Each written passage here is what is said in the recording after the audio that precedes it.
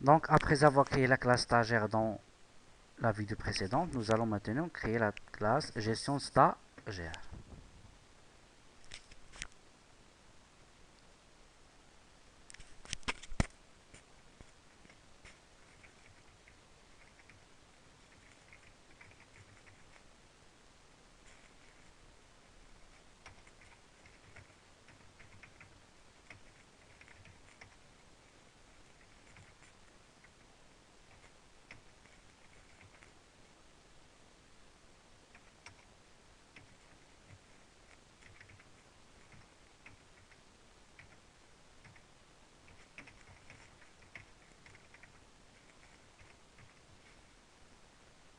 Je vais commencer par ajouter une collection statique pour ne pas avoir besoin. En fait, je ne veux pas instancer cette classe. C'est la même chose pour la classe gestion groupe. D'accord? Tous les membres de cette classe seront statiques. Et maintenant, pas besoin d'avoir une instance. Nous allons gérer une seule collection, que ce soit pour les groupes, que ce soit pour les stagiaires. Ça permet de donner une valeur initiale à ma propriété. Qu'est-ce qu'on veut? On veut ajouter un stagiaire. On veut ajouter un stagiaire. Ah oui. En fait, je n'ai pas terminé la classe stagiaire. Je n'ai pas terminé la classe stagiaire. En fait, un stagiaire doit être affecté à un groupe. Ça, je l'ai raté. Un stagiaire doit être affecté à un groupe. D'accord? Qu'est-ce qu'il faut faire? Il faut ajouter la propriété.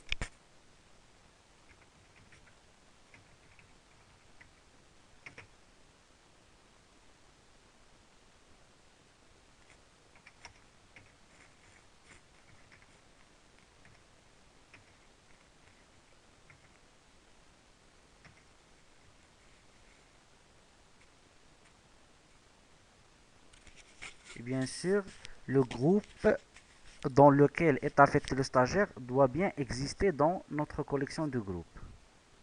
C'est pour cela qu'est-ce que je vais faire. Pardon, j'ai pas fait attention.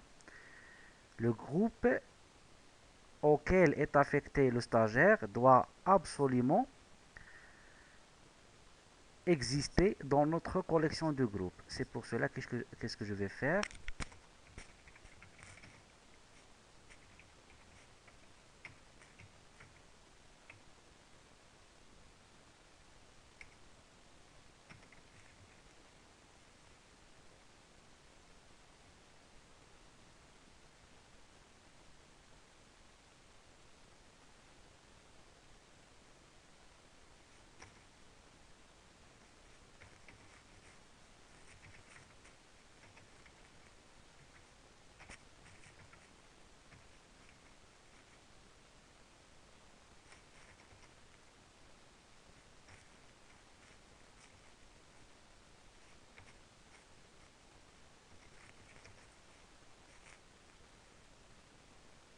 On doit chercher le groupe. D'accord? Rappelez-vous, nous avons déjà créé la méthode indice de groupe.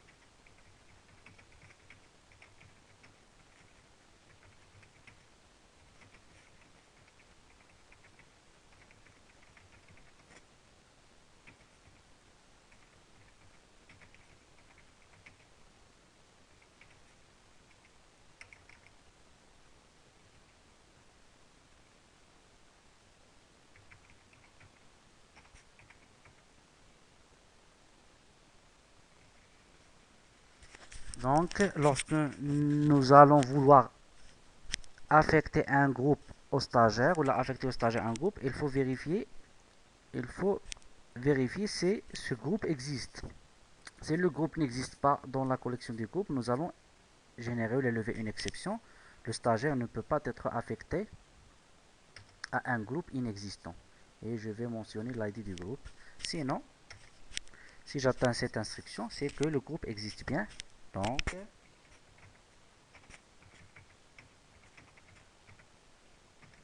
je peux effectuer l'affectation, bien la modification, la validation d'elle. Oui, c'est de l'affectation. D'accord. Donc là, je dois ajouter le groupe.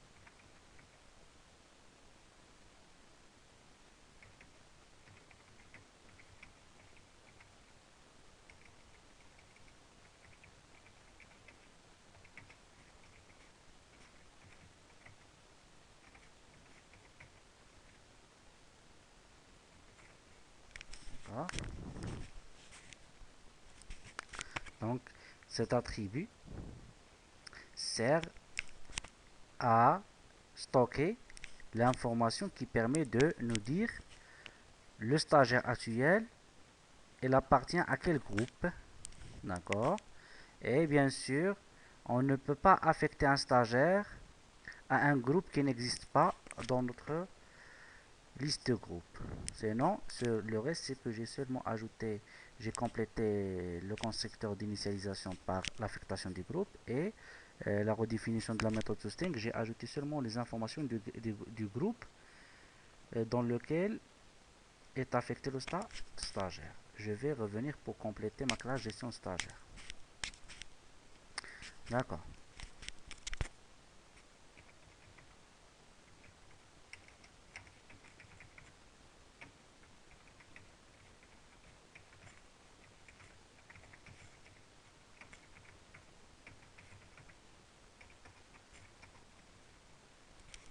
Pour ajouter un stagiaire dans notre établissement, il faut vérifier qu'il n'y a aucun stagiaire portant le même numéro d'inscription.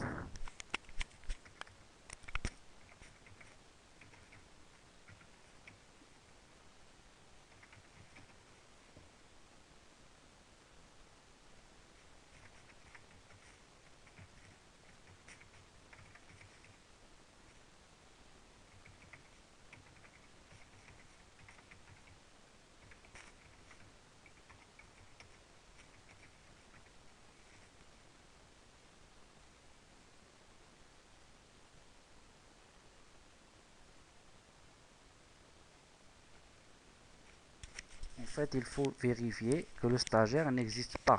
Pour cela, oui, c'est ça, d'accord.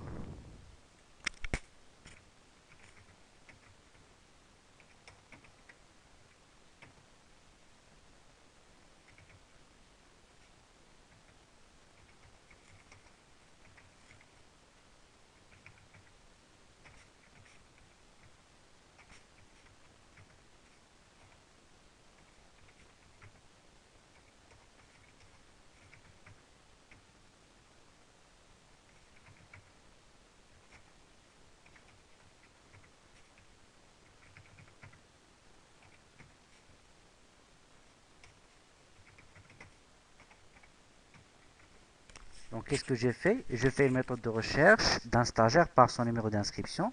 Je parcours la collection des stagiaires et je vérifie s'il y a un stagiaire qui a un numéro d'inscription égal au numéro d'inscription cherché. Si oui, nous allons renvoyer l'indice de ce stagiaire dans la collection. Sinon, nous allons renvoyer -R. Donc, -R exprime le fait que le stagiaire n'est pas inscrit dans notre établissement. Maintenant, pour pouvoir l'ajouter, il faut qu'il ne soit pas inscrit.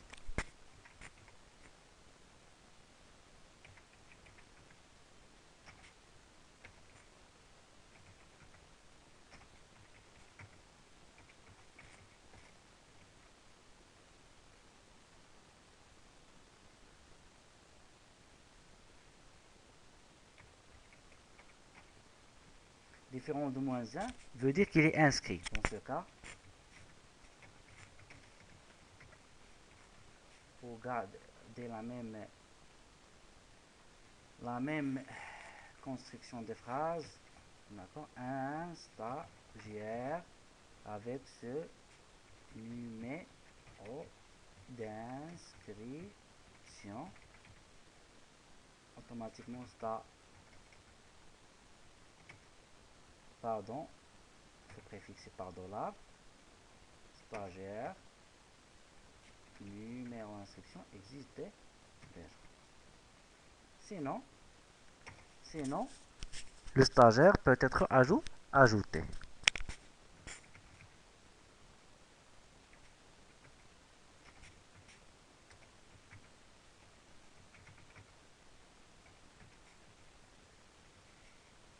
Nous allons faire de même parce que vous voyez que le code se répète. La modification, la suppression.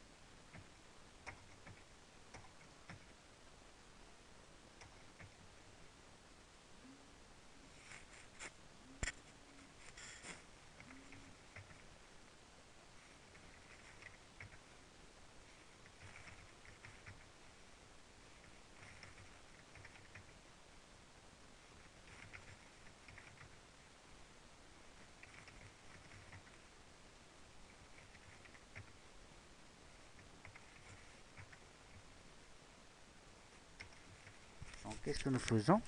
D'abord, nous récupérons l'indice du stagiaire dans la collection. Si c'est -1, ça veut dire que le stagiaire n'existe pas. Donc, automatiquement, je vais lever une exception pour exprimer le fait que le stagiaire est introuvable. Sinon, nous allons modifier les informations de stagiaire, bien sûr, sans modifier le numéro d'inscription. Donc, de toute façon, c'est le même, d'accord? C'est le même numéro d'inscription.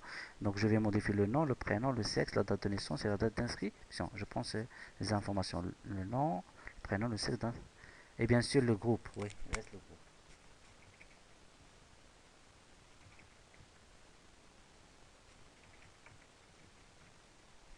Regardez, on peut résumer tout ça.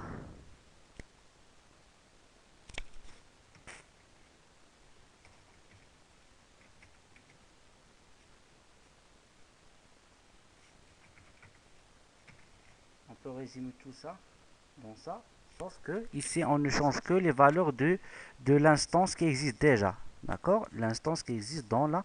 Ici, nous allons changer carrément l'instance. D'accord? Donc, l'objet associé à cet indice dans la collection va pointer vers une autre référence. Donc, soit vous faites ça, soit vous faites ça. Je préfère utiliser ça. Pourquoi? Pour que cette instance soit perdue une fois l'exécution de la méthode se termine. Qu'est-ce qu'il reste? Supprimer. Donc de même,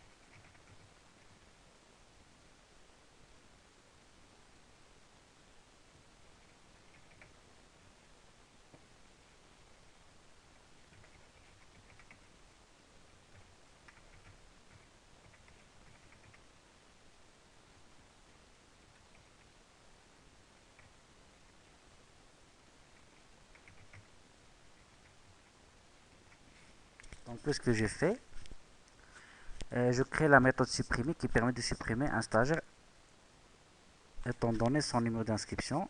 En premier lieu, je cherche le stagiaire. Si l'indice qui correspond à ce stagiaire est -1, ça veut dire que le stagiaire n'existe pas. Je vais afficher une exception, je vais lever une exception comme quoi je ne peux pas le supprimer parce qu'il est introuvable. Sinon, je vais le supprimer connaissant son indice dans la collection. Donc, nous avons terminé la création de la classe gestion stagiaire. J'espère que c'est clair. Et à la vidéo prochaine, Inch'Allah. Merci pour votre attention.